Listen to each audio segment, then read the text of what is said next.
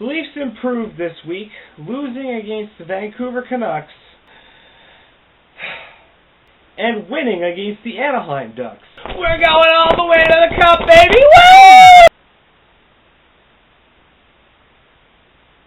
Woo! Welcome to the penalty box.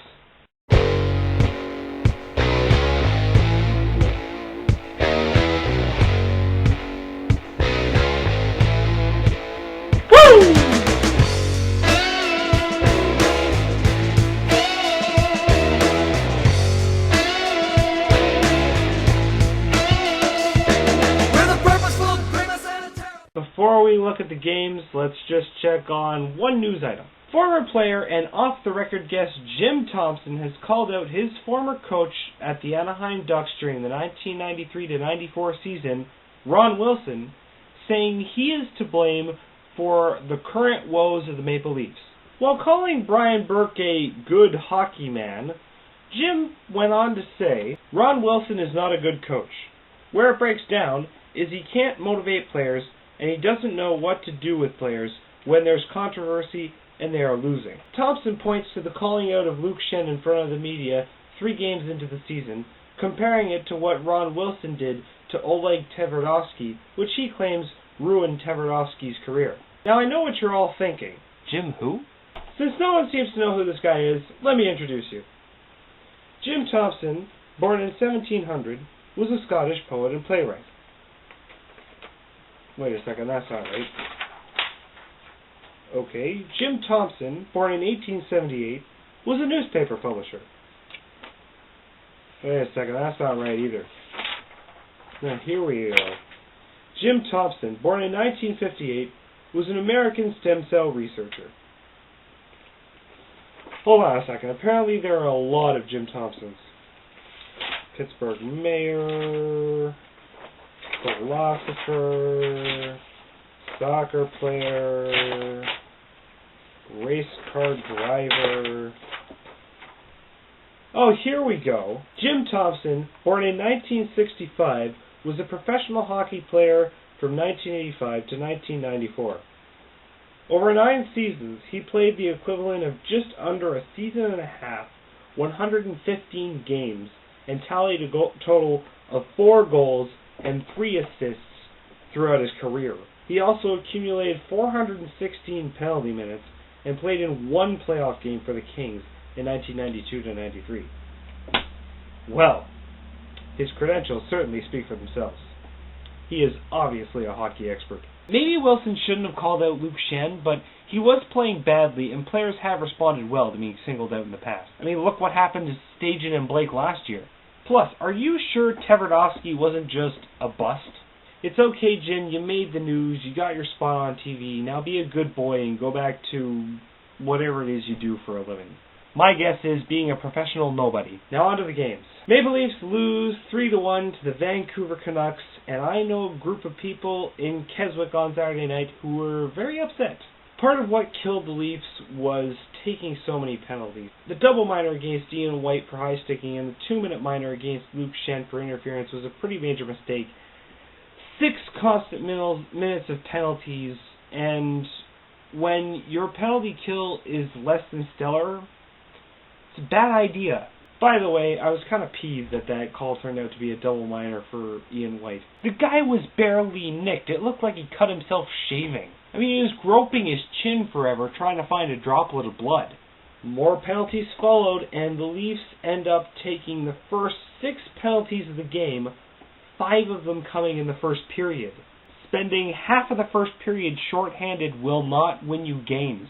Then again, the cause of the second Vancouver power play goal, the delay of game call against Ricard Wallin, was unfair.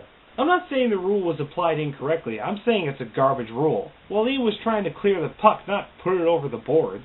But for the second half of the game, the Leafs were the better team. There really are no complaints. The Leafs are getting loads of chances, but Luongo was his usual stellar self. His slump has certainly ended. The game remained close until the final 10 seconds when Vancouver scored an empty netter, ending the Leafs' hopes of a tying goal.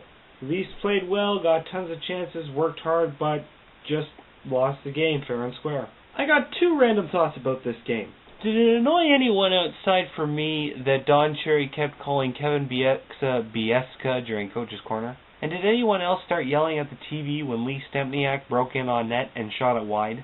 Moving on, the Leafs get their first win of the season with a bang, 6-3 over the Anaheim Ducks. There were lots of great things in this game, including Nicholas Hagman scoring his second hat-trick of his career, Thomas Kaberle having the highest scoring night of his career with 5 points, 1 goal and 4 assists, and Jonas Gustafsson getting his first NHL win.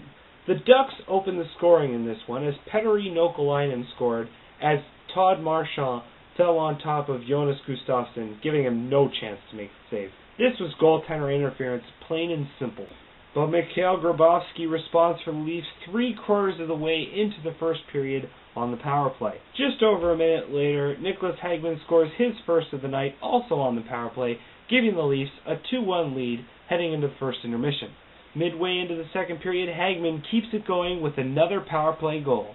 Bobby Ryan responds, and the score stands at 3-2 heading into the third. 4 minutes into the third, Lee Stempniak, who looked very good out there, scored the lone even-strength goal for the Leafs. 2 minutes later, Kaberle scores on the power play, and halfway through the third, Nicholas Hagman completes the hat-trick. Corey Perry scored for Anaheim, but at that point the game was out of reach. Leafs cruised to a 6-3 manhandling of the Anaheim Ducks. One thing I wanted to point out, Gustafsson looked great out there. He's really stepped up. He made some huge saves, especially with the poke check on Teemu Selanne and robbing Erik Christensen in the first to keep the game tied at no score. Now guys, you know I've been very skeptical of Gustafsson. It's not that I wanted him to fail or anything like that, not at all. My skepticism was in response to all the hopes and expectations people were heaping on this guy, without ever seeing him play. With that performance, he's shown he can be a very solid presence in net, and it also helped that his D-men played well in front of him. Vesa Toskala, you're in trouble. Once you get healthy again, you better give your best, because this guy has just made a very convincing case for having your job. Another thing I noticed is that Anaheim was making a lot of mistakes that Toronto was making in the past. Toronto's been making in the past 8 games. They were taking stupid penalties at inopportune times, and even though Toronto's power play isn't the best in the league, you gotta think that if you keep giving them opportunities, they're going to convert. And as the frustration mounted for the Ducks, so did the penalties. Makes me think, did the Leafs switch Gatorade with the Ducks? Now, Leaf bashers will say that the Ducks aren't a good team, so it's not surprising that we beat them, and with the majority of our goals coming on power plays and 5-on-3s, that the Leafs aren't a good team. Oh, really? Well, I didn't realize that capitalizing on your power play opportunities made you a bad team. The Ducks may not be an elite NHL team, but they are a playoff team, and it's something to build off of. This will give the Leafs a huge boost for the rest of their road trip. If you play more games like this, you'll see more wins.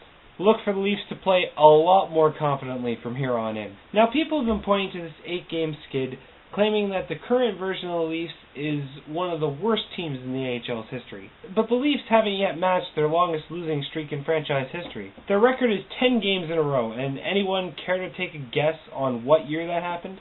1967. And that's right, the last time the Leafs won the Cup was when they had their record-setting losing streak. Proof that no matter how bad your start is, you can always turn things around. There's plenty of time left in the season.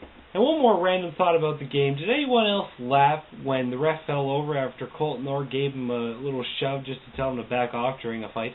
The Leafs face the Stars next on Wednesday at 8 o'clock. Tune in then, guys, and I'll see you next week. Go Leafs, go.